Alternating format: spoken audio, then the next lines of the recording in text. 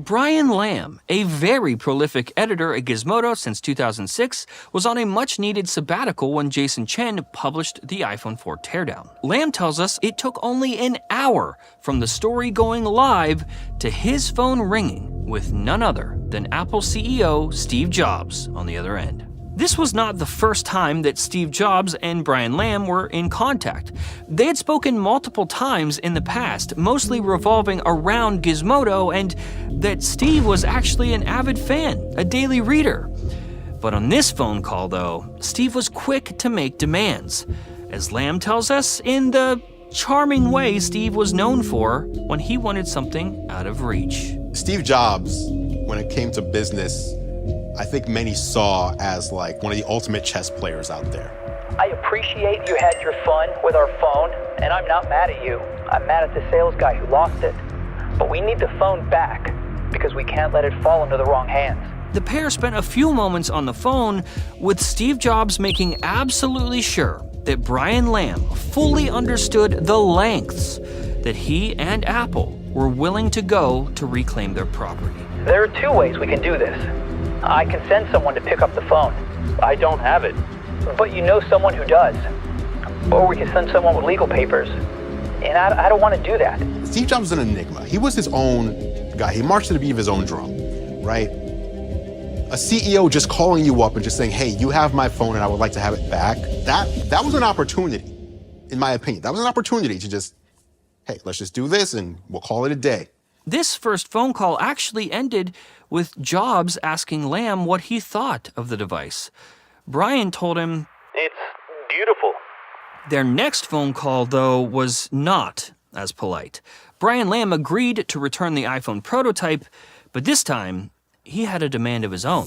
You see, one of the missing pieces of Gizmodo's acquisition of the iPhone 4 was actual definitive proof that it was indeed authentic. We need some sort of confirmation from Apple that this is in fact your phone. I'm not just going to give it back. Equally as good business chess on Brian Lamb's part. While I'm sure it was an easy ask for Lamb, considering his position here, Steve Jobs was not a man accustomed to doing anything at the behest of others.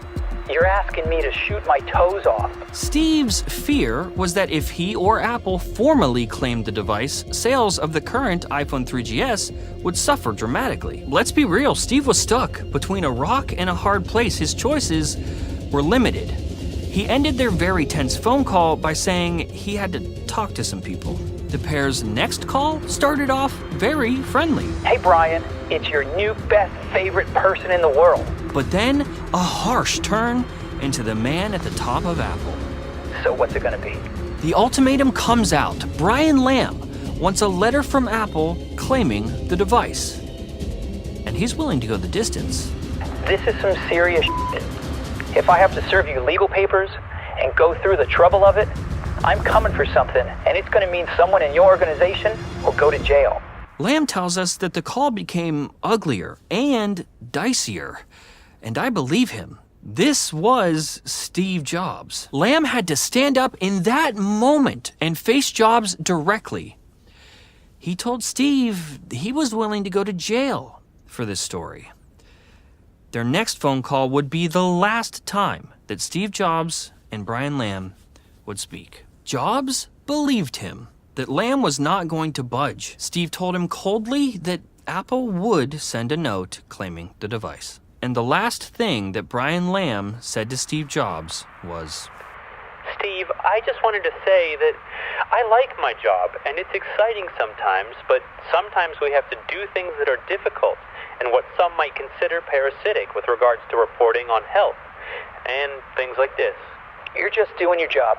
Brian got what he wanted. He received an email from Apple's Bruce Sewell, Senior Vice President and General Counsel, formally asking for the prototype back. It has come to our attention that Gizmodo is currently in possession of a device that belongs to Apple. This letter constitutes a formal request that you return the device to Apple. Please let me know where to pick up the unit. And they did. Apple picked up the prototype, with everyone involved playing nice. Or so we thought.